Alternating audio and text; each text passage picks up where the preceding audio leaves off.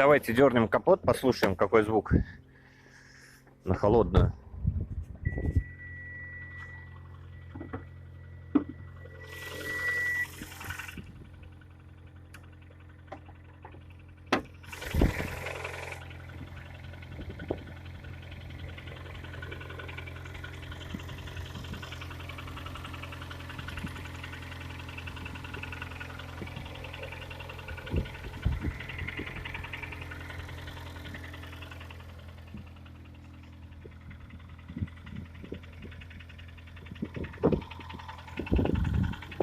Ну вот такая история.